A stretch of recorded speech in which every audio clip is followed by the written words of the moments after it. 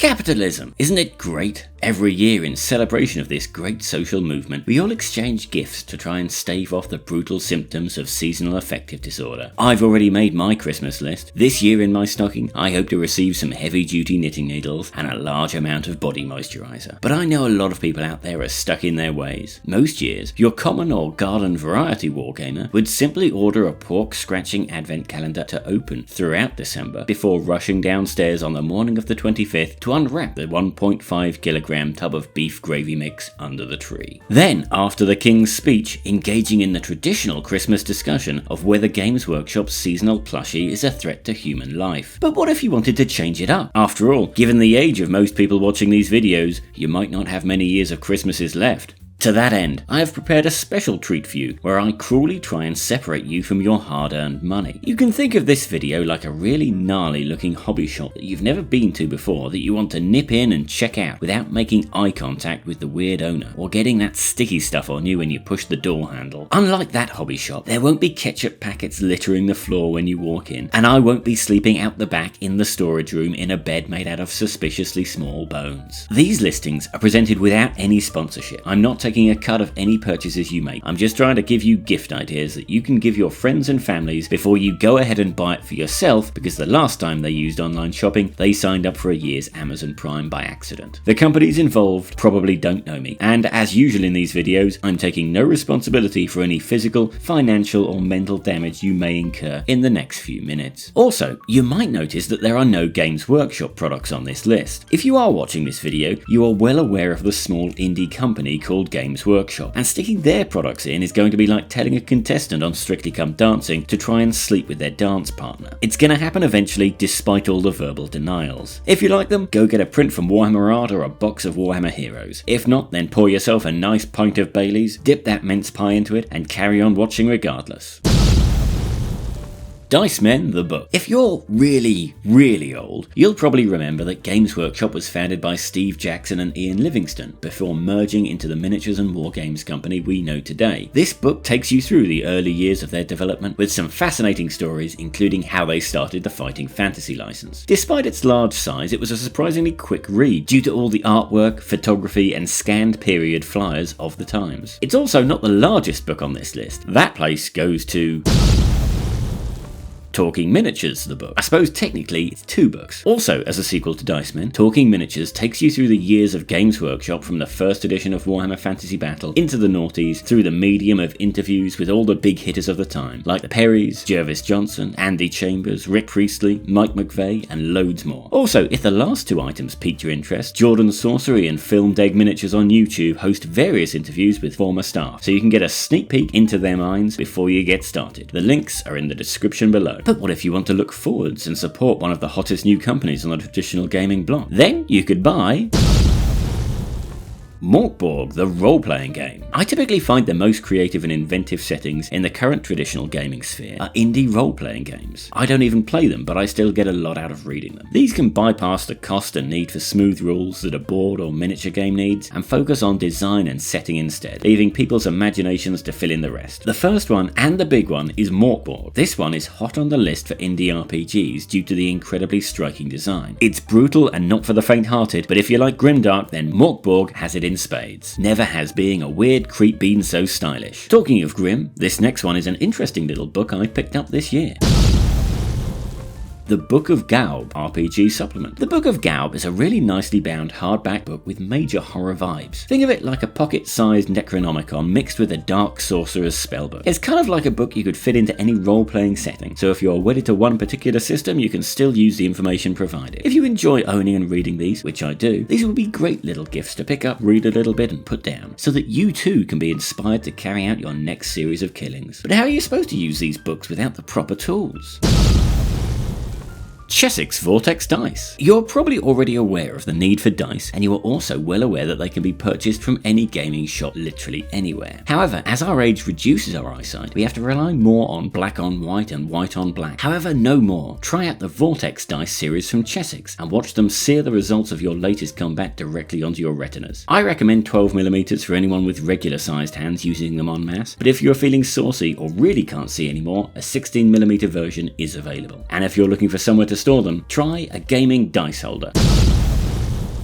Engraved wooden dice boxes with magnets embedded in them aren't exactly like space rockets when it comes to their production, so you can find a decent selection on Etsy. Although, I would do your own research here and check where they are being produced from and how long the delivery time is to avoid accidentally buying a product that will be drop-shipped to you in 6 months in a dirty bag from China. Etsy is great for all kinds of other things like handmade dice, dice bags and dice trays. Basically, all the kind of stuff you didn't know you needed until you saw them. Now you just need a painted army to go with it. In that case, try out some Artis Opus paintbrushes. Other brushes are available if you're on a budget, but if you want luxury then these are some of the best. I prefer their Series S size 000 plus a size 2 for painting models, and when it comes to their Series D dry brushes, the small and medium seem to work for me, but go higher if you plan on dry brushing tanks or large monsters. I've had my extra large dry brush since the Kickstarter came out and used it maybe once, but that's because if I drop £50 on a large vehicle, I'm edge highlighting every single part of it to get the most out of my money. That's also probably why I'm yet to finish a full army. Something that has made my life easier has been the Redgrass Games wet palette. Now, full disclosure, you can make a wet palette for under 100 English pence, but if someone else is buying, then you can upgrade your homemade setup and make your desk look fractionally smarter if you consider red and grey plastic smarter. If you know someone who doesn't use a wet palette, then hand them this as a gift and change their life. The Everlasting Wet Palette version 2 is the one you want, as it fixes a lot of issues with the version 1 and is larger as well. Don't worry about being locked into using their sheets, as any sheet of baking paper works fine. The ability to seal the top on and not have it dry out or get dust in it is the killer feature. But painting is hard, while reading words with pictures nearby is much easier, so here are my graphic novel recommendations for the year. First up, Newburn the graphic novel.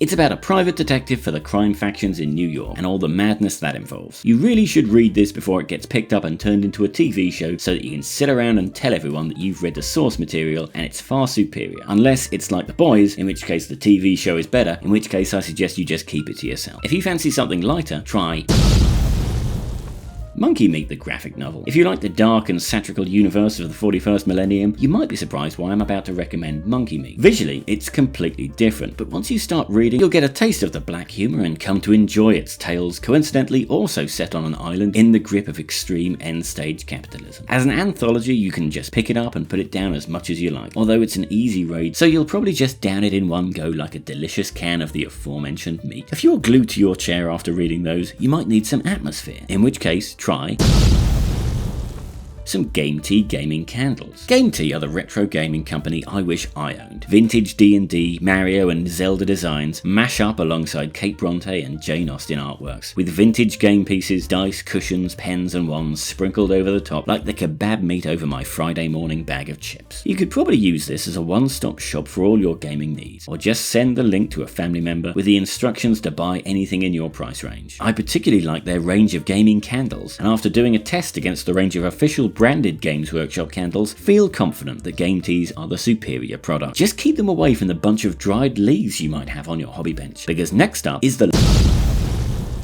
Leaf Punch from Green Stuff World. I remember when it became fashionable to stick 1 or 2 tufts of static grass to your bases. Now, years later, the miniature base has evolved further. Simply find a leaf, stick it into this press, and punch out a tiny version of it to fix to anything you like. You can even choose the type of tree and size of leaf. Madness. We really have it easy these days. Hopefully it won't be too long before I can model my local neighbourhood. I just need one of these that punches out used condoms and heroin needles. Next up, transfers from the mighty brush. Painting freehand logos is a great way to make your models stand out. It's also a great way to spend a full day on the shoulder pads of just one squad. So instead, try out these water slide decals from the mighty brush. They stock the designs that make a full Retributor or Flesh Tearer army possible, as well as transfers for scenery and bases. I'm pretty sure I remember them being all individually affixed to the transfer paper, so you don't need to cut the excess sheet away like the Forge World ones, but don't quote me on that. Just seal the model with varnish and it's ready to display. And on that note, check out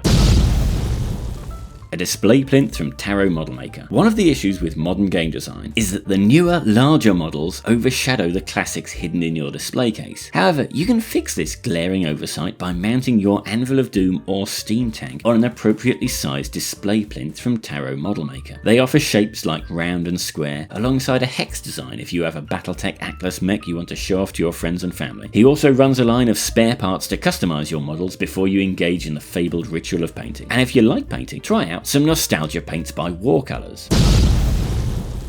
Now, a full set of the original 1988 or Hexbot 1994 Citadel paints might be out of the reach of most people. However, if you want all of the nostalgia with less of the pain, and you want to actually use them, try the Nostalgia range from Warcolours. The flip-top pots of Nostalgia 88 look like they are out of stock, but the dropper bottle versions of Nostalgia 94 look like they are ready to go. Not sure how long they will stick around for either. All you need now is the nail polish racks to mount them on your wall. But what if you don't fancy painting up a huge army, or in fact painting anything? In that case, I've got you covered with an Undaunted board game.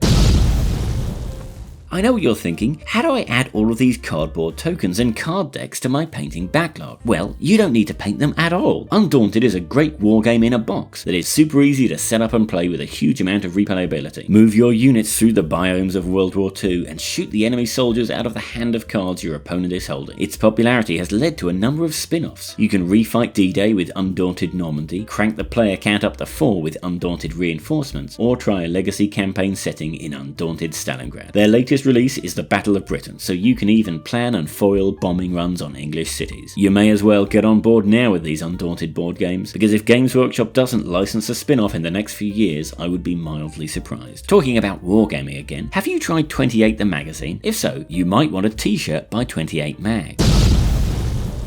28 Mag is a great free fanzine about tabletop gaming, featuring interviews, essays, conversion ideas, and more. As they give everything away for free, the best way to support them is by purchasing some merch on their Redbubble webshop. Their designs are much better than mine. I mean, mine are available, but I really shouldn't have waited until now to show them off. They just look rubbish in comparison. Bugger. If I just leave the pictures on the screen longer, I wonder if people will be interested. Yeah, that sounds like a decent advertising strategy. Is this long enough? Probably. Next up, Blaster Mag.